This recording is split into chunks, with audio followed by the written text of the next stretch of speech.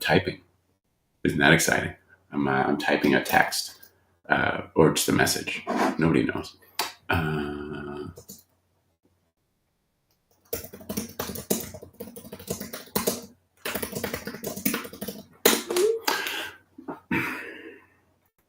never learned how to type, but I think I do it okay. But I noticed that I just kind of use certain fingers. Like on the right hand, it's mostly these guys, yeah. And then kind of maybe, I don't know what I do on my left hand. Nobody knows. There's no way for us to know or find out. So there's that. What are we going to get into today? I think it's another thing that nobody knows. There have been some developments this week, in the past couple weeks, and I've talked about it. Some of it last week. But yeah, we're gonna kind of just, I don't know, we're just gonna wing it like usual. I'm joined today by this. I'm coordinating. That's exciting. We've got the flight crew coffee mug and T-shirt. And a coaster, because I'm not a savage. I like coasters. This is a old-timey Homestar Runner coaster. So yes, I've had this for more than 20 years. That's a pretty good run for a cardboard coaster, wouldn't you say? I would. I do. Somewhere I have some Homestar Runner temporary tattoos.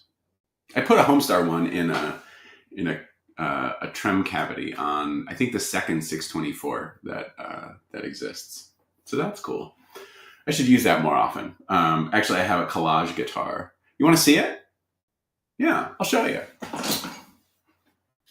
All right, there are Christmas presents. Wait. There are Christmas presents in there, so don't look. That goes for you too. Nothing.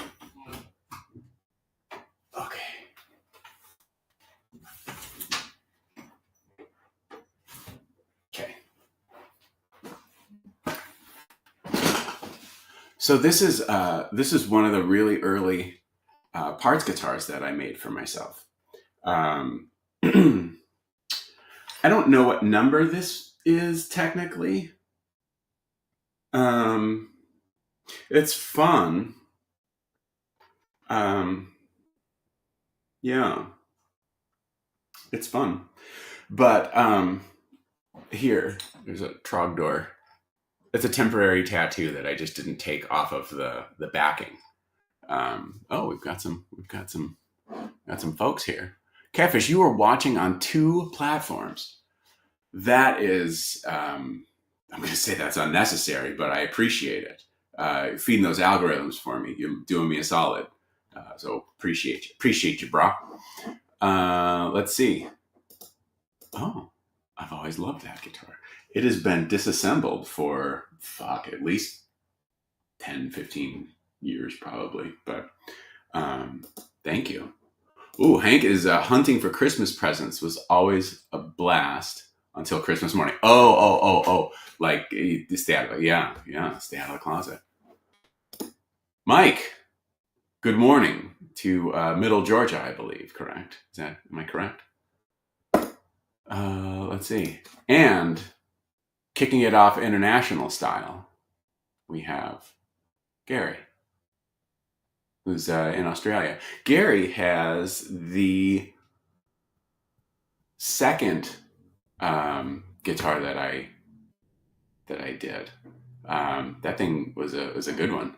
Hey, and then staying with this international vibe, we've got Dave in Canada, hence the A. See, he loves that guitar probably because I'm on it. Yeah, he's right here. So this has a Trogdor temporary tattoo. It's got Christian Slater from Heathers. It's got me. It's got your boy Sully. It's got Rick James. It's got Morrissey. He really turned out to be a rat bastard. Rick James, who reminds us that he's Rick James, bitch. The Yankees suck, yes. We've got the Cheat. Oh, there's a Cheat temporary tattoo right there. We've got Robert Smith. We've got Wonder Woman. We've got Spinal Tap. We've got Dime. We've got Ace. We've got Vivian from The Young Ones. We've got Mike Shannon. We've got my buddy Kurt. We've got Randy the Helpful Pineapple, who's in the Boston Red Sox hat. We've got Karen Maynard right by the bridge pickup. We've got John Napolitano. We've got Robin Crosby. We've got Catfish right there. There he is right there. He's online and he's on the guitar. Dennis Leary. We've got Robin Crosby. We've got young Sully right there. I was probably 4, maybe. Is in a cape that my mom made me, and because I loved superheroes, and I'm wearing my sister's. You can't see it because Dennis Leary, but I'm wearing my sister's rain boots, and just a nice reminder, people. You might be, maybe you're having a rough day. Maybe the holidays. We tend to pack a little on. I'm going to be doing that with this delightful pain au chocolat. But sometimes we're not feeling our best. And it's days like that when I want to remind you that that's right. Everybody loves your ass. So congratulations. There's Carmen Electra and Jane's Addiction and Edward Scissorhands. We've got the back. We've got Buddy Christ from Dogma. We've got Jakey Lee. We've got Joe Perry. There's me and Jake right there. There's me. And there's Jake together again for the first time. Various fortune cookie fortunes. We've got the Go-Go's on the inside of the cutaway right here. There's the Go-Go's. There's Joe Perry right there. There's Joe Perry. What else we got? Oh, we got my son and my niece. This cartoon that I just thought was bitchin'. A quote from Mr. Six that said, "We've mastered the art of being bastards." We've got Britney Spears. Here's a thing saying that I'm the $1 million winner. It's about time. And then we got the Headstock Kids. We've got a lot of stuff on there. Yeah, Karen, you are. You're right there. Let's see. So on the headstock, we've got, so there's Mrs. Sully, a very small picture of Mrs. Sully. We've got the boy. We've got my dog, Charlie. We've got Johnny Cash. We've got Boston Red Sox. We've got Johnny Rotten. We've got Nikki Sixx. It's a sweet, the number 6. We've got John Cleese. We've got Kurt Schilling's Bloody Sock. A headline from an article in The Onion that says, "I bet I can speak Spanish." Let's see. We've got the logo like ransom note style. So the S is from a Shiner label, Shiner beer. I don't know what the Ully is. What else we got? Yeah, it's fun guitar. Why did I get this? Why did I bring this up? Oh, because of temporary tattoos. So the body was a Chandler. So Gary, your Slimer, your green guitar, the body's the same. The neck is a Warmoth Strat head. It's got a Duncan, probably classic stack, and that has to be a Duncan custom because pretty like that was my bridge pickup. I still like it a lot. It's a good one. Yeah, and then there was something like, I don't know. I needed to do something with the Floyd route at the time, or at least I thought I did. So I don't know. But yeah, it hasn't had this hasn't been played in, like I said, at least maybe 15 years. I don't know. Nobody knows. Yeah. Eddie, Robin King Crosby. Yes, he's right here. It's my man right there, chilling out.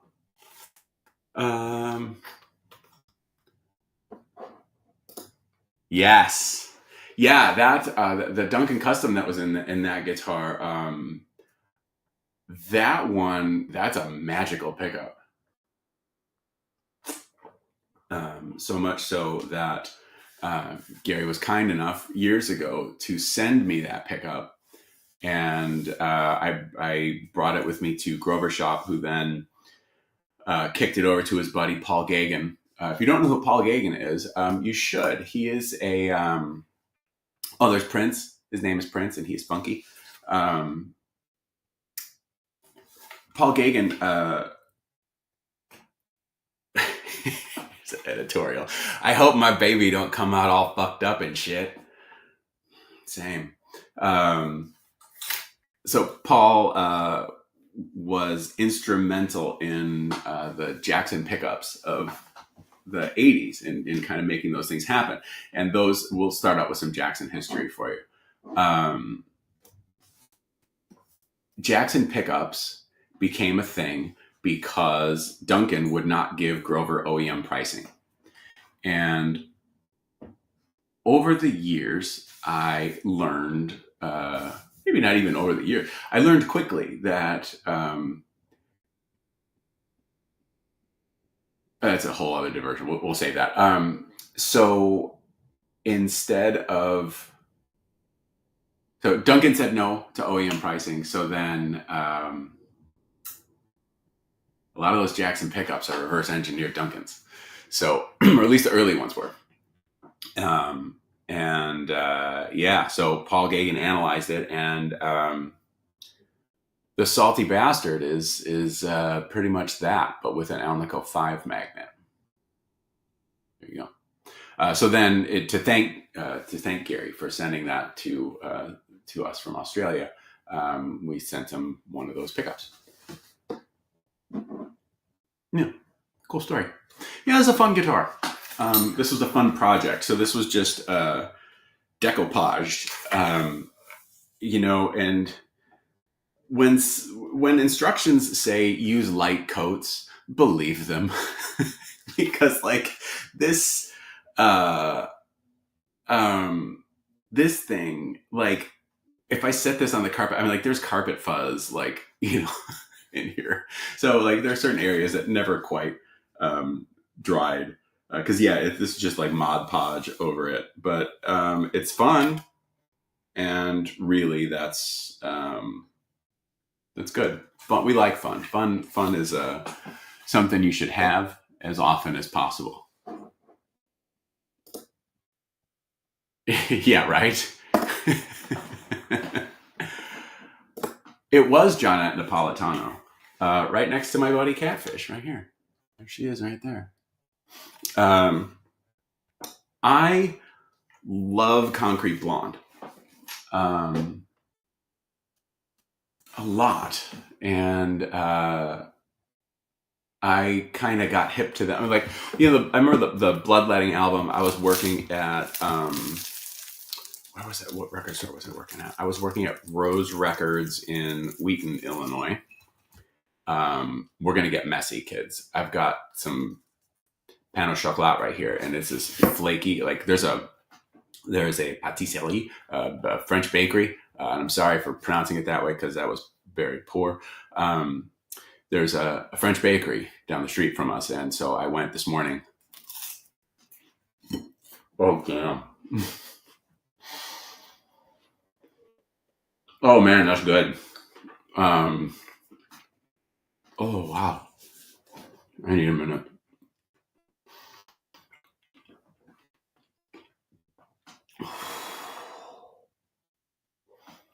That's really good. I forgot what I was going to talk about. That was really, really, really good. Yeah. Oh yeah. We're going to get messy, but so. Oh yeah. So I was working in Rose Records in Wheaton when Bloodletting came out, and at the time, so this was 1990. Like Joey was a hit. Like I thought it was okay. I didn't love it, but like I remember my manager really liked that record, so he would play it every day. And so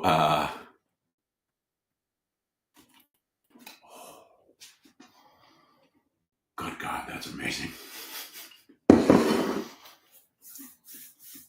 I'm gonna have to wait to deal with that because that's gonna become a thing.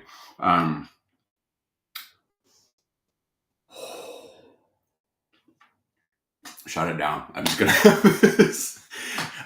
Anyway, Jake. Oh no, Jake was at Sound Warehouse. Rose Records, that was in Wheaton. So that was just before I moved to Hollywood. So this was, I only worked there for like maybe a month or two. So we would listen to the Concrete Blonde album. I remember that was also when, right during the time when Stevie Ray Vaughan tragically died. But then in the early 90s, I was working at Sound Warehouse in Schaumburg with Jake, my manager, and the Mexican Moon album was out. And I really liked that one, especially Jenny I Read. There's a song, that's a real good song. If you ever find yourself wondering, I wonder, like, if I were to get in the musical brain of Sully, what is a good song that would kind of encapsulate a good chunk of it? Jenny I Read by Concrete Blonde. It's on the Mexican Moon album. That's a good record. So I saw them on that tour, and that was really good. I remember that was simulcast on the radio, WXRT. And I really wish that there was a recording of it somewhere. I've looked from time to time over the years, and there's not. But it was a good show, and I've seen Johnette. When Concrete Blonde broke up, she had a project called Pretty and Twisted with Mark Moreland, the guitar player from Wall of Voodoo, who was also Joey in the song Joey. And so they put out a record, and it's Concrete Blondie. It's really good. It's a really good record. It's just Pretty and Twisted. It's probably out of print, but don't let that stop you. I'm sure those songs are on YouTube or something. Get a song called Dear Marlon Brando. That's a really good one from that record. I saw them at maybe the Metro, and that was really good. And then, unfortunately, the worst concert experience I've ever had was Johnette Napolitano. I don't know, it's probably about 10, 12 years ago.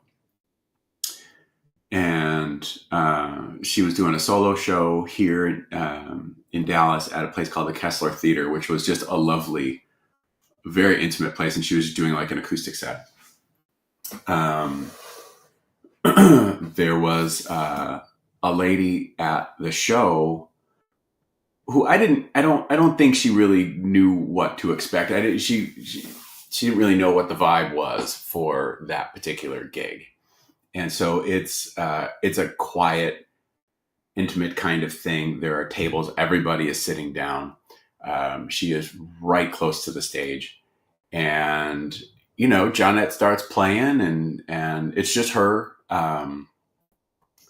And, this latest fan, she was real excited to be there, and maybe a little overserved, and she gets up and she's just kind of dancing along, and it's distracting, and Johnette kind of stops, and she's like, hey, I appreciate it, but have a seat. We're all kind of trying to do this, and it's a little distracting, and she just she wouldn't stop, and it became a thing. And like, she had her moved like to the back of the arena, not the arena, where it was.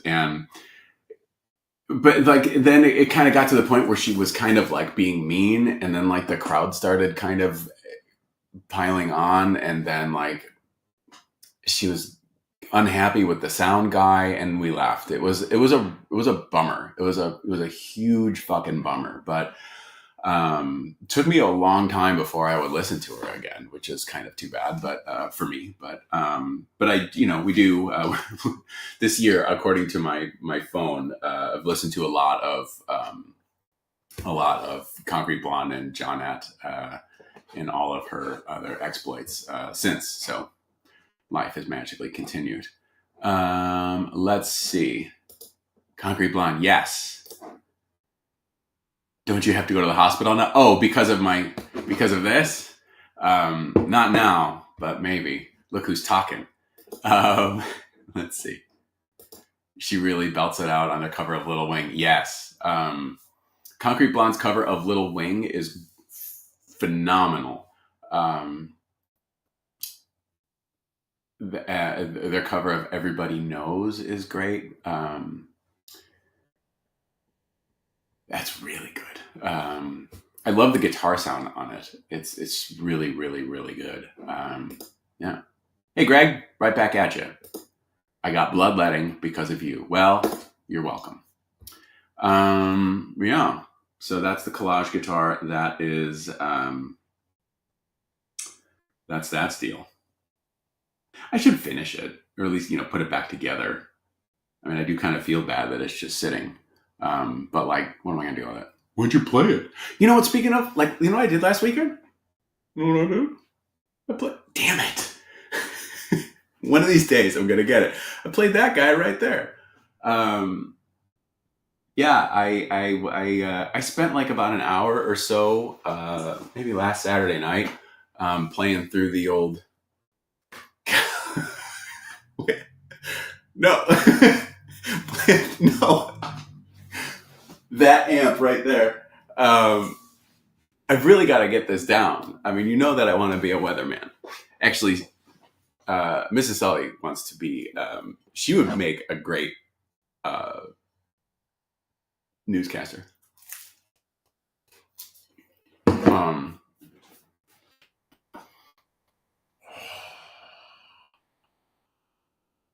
She would. When we were in Cincinnati, we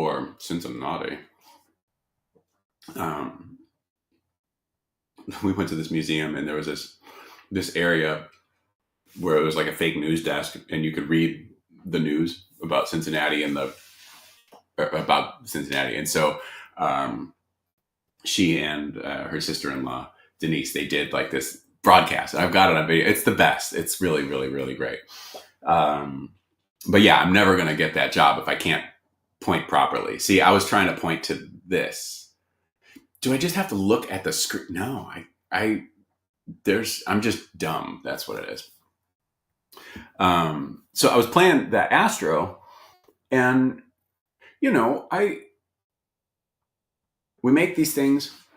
We make sure that they play that, the way that we expect them to. And then we send them away, and then, lather, rinse, repeat. Do any of you not repeat? Get back to me. So I got to spend some time with that Astro.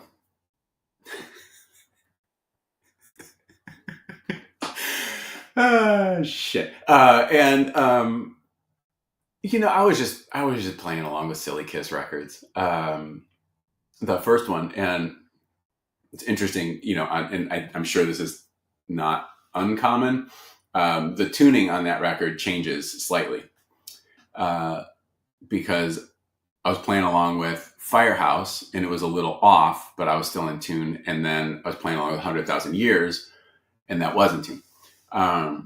And so I was just, playing that guitar along with Kiss records, like, I've been known to do over the years.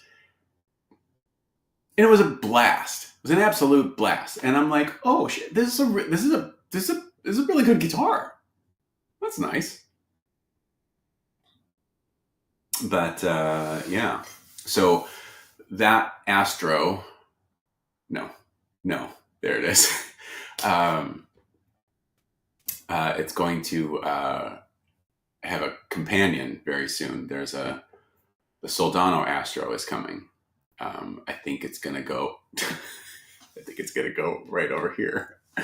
But then I'm gonna have to move whatever's here, and then there's the bass is hanging against this wall. Not this one, but this wall. So don't worry about me. I'll be fine. I'll figure it out.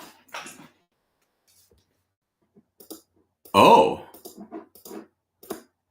well, all right then.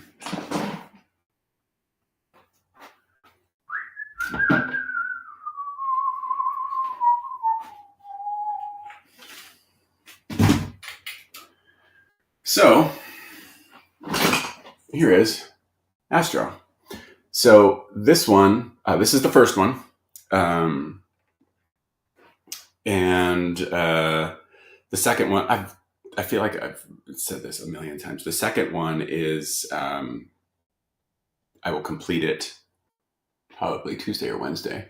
Looks just like this. And so black limba body, 24 fret neck. I put medium jumbos on here, which is a little bit of a departure. I know, right?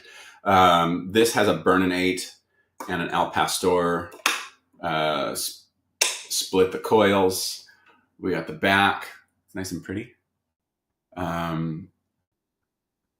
got a roasted flamey maple neck. 3-3. It's this thing is shiny as hell. So so this has kind of lived its best life. So we made it, and then Perfecto was going to be doing the demo, doing a demo video for Soldano and for the Soldano Astro, and he messaged me and he said, "Hey, do you want I got to do this video. Do you want me to use a Sully guitar?" And I said, "Yeah, of course I do."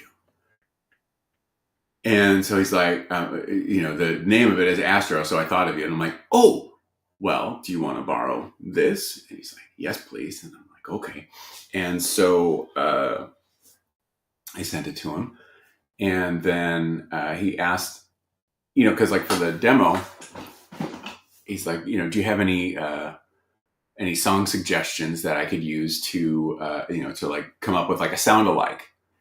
And I'm like, "Yes, Queen's Fight Fight from the Inside." That's not the right title, but my brain is still rattled from this delightful Pano Chocolat. It is Fight from the Inside. Outside, inside, yeah, inside, yeah, okay. And so he did, and then he introduced me to the people that are kind of help out with the marketing and all that stuff, and they were very complimentary of the guitars, and then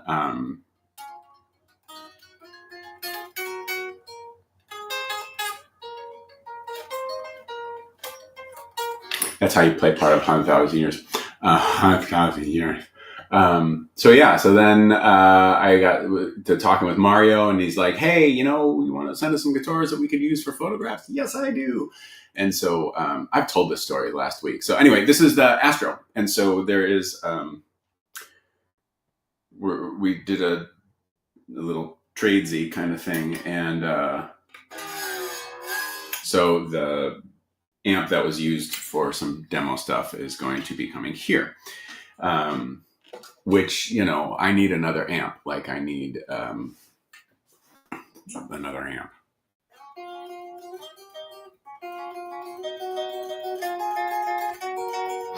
The solo for 100,000 Years is a weird one. It's fun, but it's weird. So that's my cool story about that. Resonates.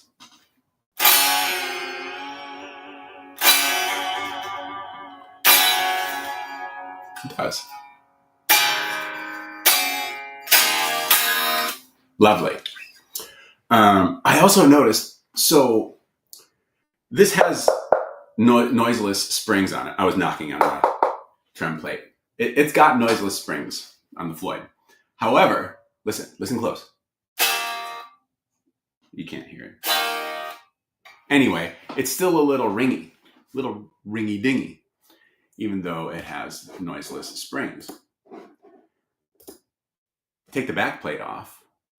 People this is not new information. You all know this. I'm just the guy that makes these things and never really spends much time playing them because I'm making them. And but then if you take the plate off, the resonance, it goes somewhere.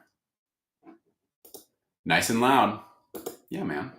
Um, we're gonna be closed between this next week. I'm gonna go in because there are guitars coming back from paint that I need to be there for, and it's also a great time for me to focus on just finishing some stuff and things like that. One of the things that I would like to do, and I should be able to do it, is so with the Astro, I want to do like a pickguard version to give it a bit of a different kind of sauce to it, and then the carved top version. So I think I'm gonna try and at least get the carved top body. If I can get it modeled, which it really shouldn't be that tough because it's basically. I'm sorry, I said all this last weekend. It's basically a 71 Trella with 24 frets. What? Set neck instrument, carved top. It uses the same geometry. It had to be a little bit larger to accommodate the shape, and then you trim it to shape. So the only real difference, so the scale length is the same. The only real difference is that this is 24 frets. So, I've just got to scoot the pickup down to accommodate the extra couple of frets. So I could kind of take that as a footprint and make one of the bodies. So I would like to do that because I think a carved top Astro would be cool. Yeah, there's also like the Astro bass. I think is also going to be just bitchin', and it's going to have like a different kind of vibe to it because it does have a pick guard, and it's kind of there's some comparisons that I just don't like because I just don't like comparisons. It's kind of like when you meet someone for the first time and they say, "You know who you look like?" You never want to hear it, right? It's the same kind of thing. And I understand that we do that with a lot of things. But I get real, I get real twisted about it in my head. But yeah, so the Astro bass, I would like, we've got the neck shaft, mostly made. So we've got to make a body for it. So would like to do that. I don't know if I'm going to be able to do both of those things in this time between the two holidays because there are some other more pressing things that I would like to get to, but we'll see. Oh yeah, it's doing that thing again. If I do this, is it gonna give us a thumbs up? Yep, that's fun. Okay. We did talk about this last time. I'm going to try and do a better job.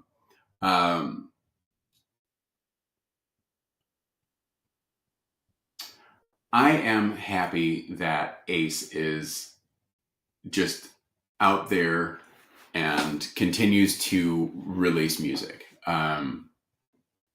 It's not for me. Here we go.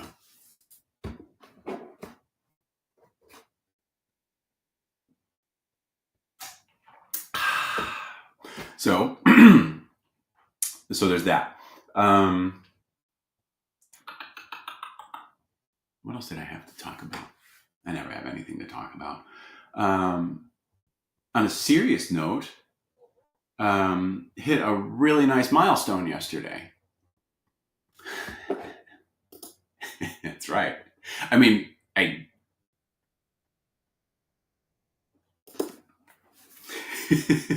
it's not for me.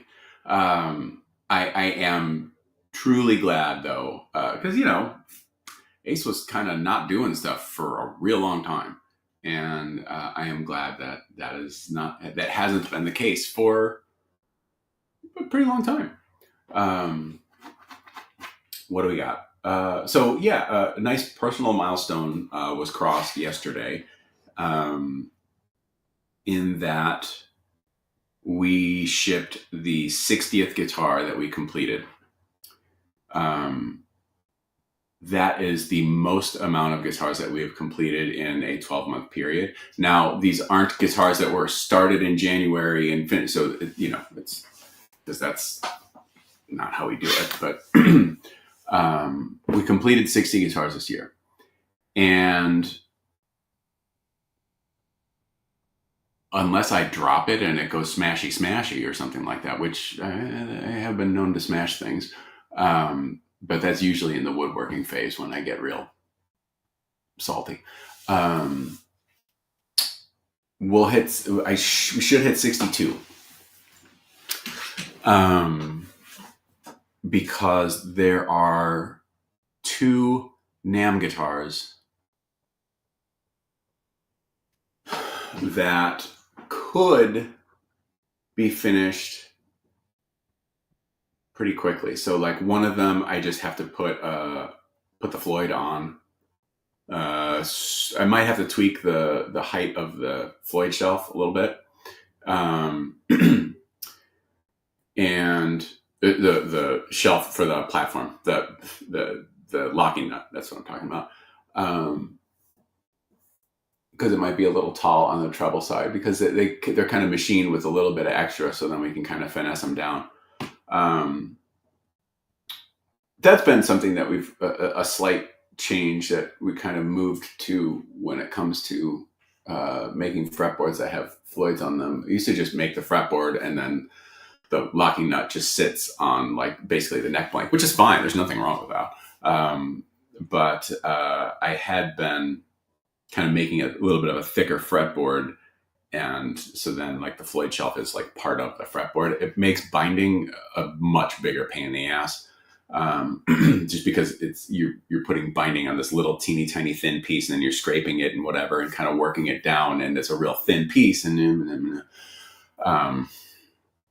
the companies that make their fretboards that way, they don't, they put the fretboard on full size, and when it's time to cut the Floyd shelf, that goes on like a fixture, and then all that stuff. But I could do that. I just don't want to. Anyway, so I could theoretically finish 61 for sure. 62, like that guitar. Like I strung it up, and like it's got like a couple of high frets, but like if I feel like doing the frets myself instead of having a robot do it, then we can hit 62. I can hit 61 for sure. So I can just like, that's like a whole Roger Maris thing, isn't it? Or is that 62? 61? Joey, you know. Yeah.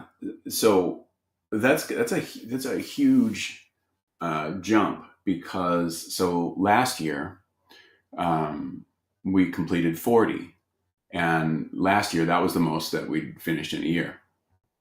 Year before that was 31, which was the most so in a span of 2 years we've almost doubled the amount that we can finish. And I think that there have been some things that there's a combination of things that have made that happen.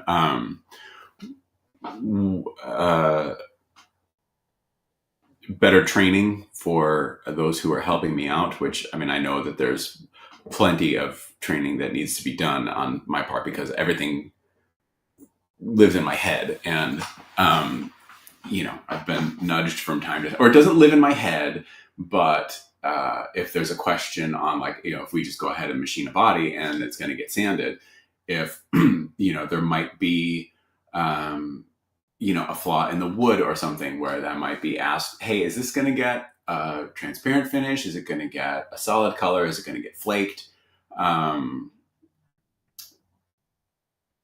I know all of those things. Nobody else does. And so, we've kind of talked about ways to kind of make that better, and, it'll be fine. But so there's been that. Also, well, I'll keep it. There have been some other things that have been ironed out throughout this year, didn't start out that way, but maybe the second half of the year, some things have happened that helps us complete things in a much faster manner in comparison to previous years. So that's good. And I'm really glad about that. Now, I don't know, can we, I certainly think we can hit 70 or maybe 75 next year. I don't necessarily think we'll have a jump from this year to next year like we did from last year to this year, but that's pretty good.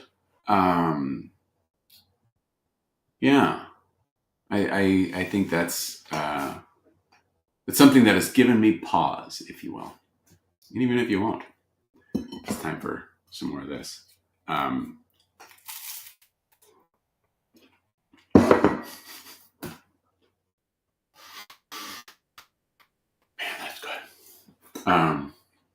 Yeah, I don't think I should eat a whole one.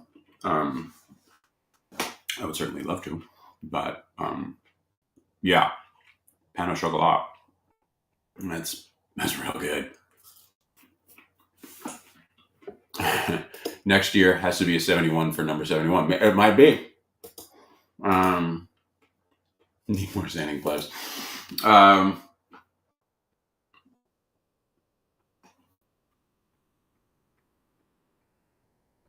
Now, but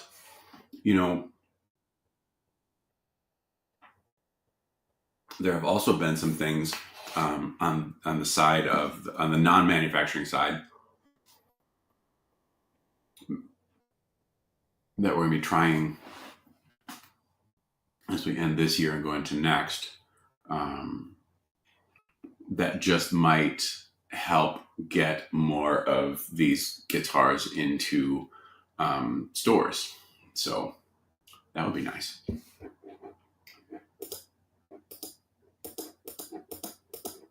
So yeah, let's see. Yes, we're going to do one. My plan is February. That's all I'm going to say about it. Because there's plenty of things that have to be done beforehand. But that is something that, but almost,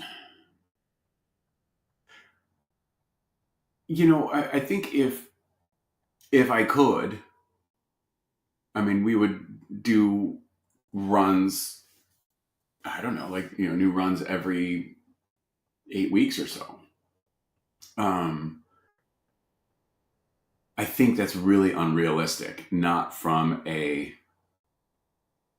labor perspective, but from like, there are not enough people that are buying guitars to support that sort of a volume yet. But I kind of like, one of the things that is challenging about doing the runs is, and I'm sure I've talked about this before, you got to have enough of a variety to attract people that will buy them.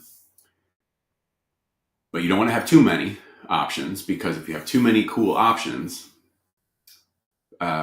you get analysis paralysis, and you kind of lose a buyer. Although, Hank, I admire your approach in deciding on a color for yours, in that you just flipped a coin and went with it. I'm happy that it was that simple. So you gotta have enough options, but not too many. And I think this past run, while there were 7, maybe 8 guitars, 7, I don't know, nobody knows. The color options weren't as wide as they had been in previous runs, because one of the things that is challenge, um, when you're placing an order, for, with anything, if you're having, let's say you're having a bunch of t-shirts made by someone other, by something other, by a company that does them, not like an on-demand kind of thing. You've got minimum order quantities. And so if, let's say you're doing minimum, you're doing a t-shirt, a batch of t-shirts, and I want to do them in, I want this design and, in these sizes or whatever. I don't know. This is a bad analogy, but like, if you don't, if you're doing it with pre-sales, and if your pre-sales don't meet all of those minimum requirements, then you got to make up for that, which, is fine, in most cases, but sometimes it can be very difficult. And,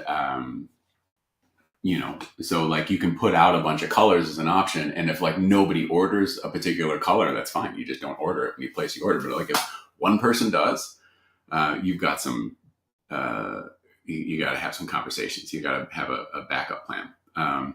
So like, people have, when I ask for insight, like, what would you like to see in a run? There's never enough consensus of one thing. It's always onesie twosie things. And, that is, it's almost less help. I mean, it's like, I appreciate the insight and the interaction, because I like to know what people like. But, like, what? I'm stuck. I can't think of, whatever I want this run to look like. Let's ask the people. And like, we're still no clear. I'm like, oh man. It's just how it goes. So, as much as I really wish we could have some left-handed guitars in these batches. Two of our very long-term artists are left-handed guitarists. I'm often asked if we make left-handed guitars. We do. But it's been really difficult to get enough lefties together to agree on one thing. And you can't do it. It's what I would have to wind up doing is just, if I could find one or two, and then, even then I couldn't do it, because then it's like, then I have to buy all of the other to make up for it. And then, while it's nice, it would be nice to have some lefties in inventory. A lot of our shapes are pretty niche, and, having a bunch of lefties on hand would be, those would become furniture, in that, they'd be permanent fixtures, or, anyway, whatever. It turns into a Who Can Be More Different contest online. Yeah, it can happen. But, where was I going with that? Oh, but, so, this last run has been, more focused. And, when we do the little teeny tiny guys, it'll probably just be 2 to 3 models in like 1 or 2 colors. And, yeah. Yeah. That's my cool story. Let's see. Here's the thing. What about coming up with opinions that are workable and have them decide based on the options given? We kind of do that. That's kind of what a pre-order is.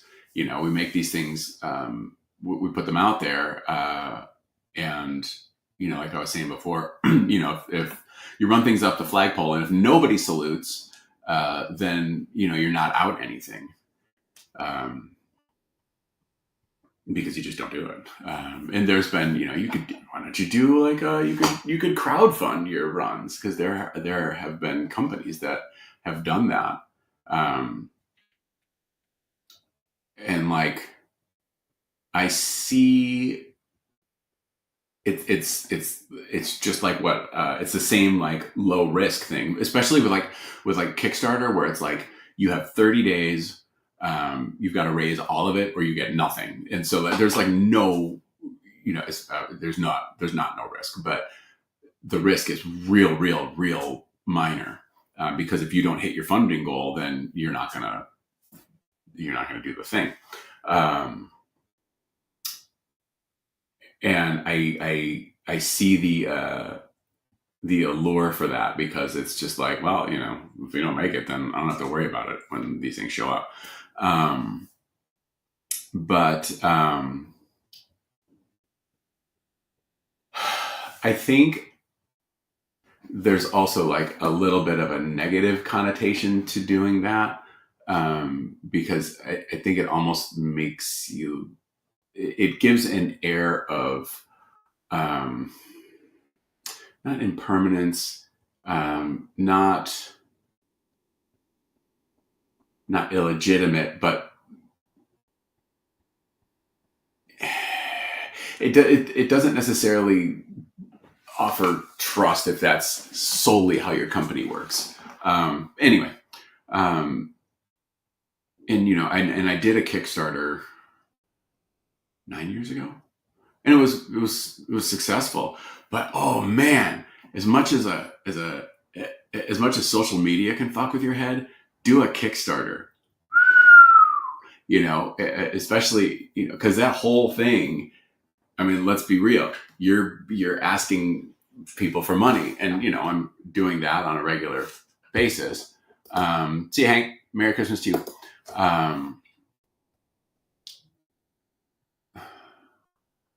But like before I launched a Kickstarter, I spent a year watching guitar themed Kickstarters to see like what worked well, what didn't, and I didn't need to you know to wait a year, but I did, and a lot of that was I'm like, oh, I don't know, nobody's going to do it. But when you launch the thing, it's a roller coaster. It is a cruel mistress of ego inflation and ego deflation. Um, and I remember someone once joked with me, "Oh, if you do a Kickstarter, you're gonna find out who your friends are." Because like sometimes you're like you'll be surprised at who contributes, and then you might be surprised at who doesn't. And I mean, it's all fine. It's 1,000% fine, but it does kind of get in your head. So I don't really want to do that. But I do like the idea of just smaller, more focused things, because that will also allow me to do. Feels like we would be able to do more regularly, but I could be completely wrong. I don't know, but I also don't know that realistically we've got the buying public to support doing it. Well, I know that we don't have the power to support doing them as often as I would like, but we could certainly do more than one a year, which is something that I would like to do. It's something that I would have liked to have done for a while now, but turns out that there's a lot of stuff to do. And you just, unless you are funded better than we are, it's tough to do all of those things. But anyway, whatever. That's all I got about that. You may have seen in the stories that making some funny looking neck throughs. That is true. And I know I touched on this last week. One of the little breakthroughs that we finally kind of broke through was the there were a couple of quirks in my machine that live in the controller of said machine that we haven't found, but we found workarounds for. Um, so that will allow me to make neck throughs a lot more safely, 100% more safely, and it's kind of fun. So making some comets. I think I've got 4. I don't know that 4 are going to be viable, but I think I've got 4. We might just do like 5 or so, and that's the little lightning bolty thing. And I am going to make one that I don't know. I'll probably hang on to because I will. That I think will put a non-lightning bolty finish on, which will be fun. But like, it's not going to be something that I'm not going to make it available as an order or something like that, because it'd be kind of like what we do with the Nice Mans. It's just something that we do from time to time, and that's it. So it's funny. I got a message from a company that wanted to offer their services, and that's fine. You know, we get that a fair amount. But they opened, and this is like somebody I do not know, and they opened up with like, I don't know if there's actually a buyer's market for that guitar again, but like, we would like to provide this, or if you're interested. And I'm like, it's a weird open, but yeah, I'm good. Yeah. So yeah, I think that's it. This is gonna wrap up in about just about 2 minutes and 30 seconds here. So it's been a nice. It's been, we're ending the year on some great positive things. It's been a really difficult year, and you know, the year, you know, the difficulties and things like that don't end with the calendar. So you know, I don't see them falling off my shoulders on the 31st.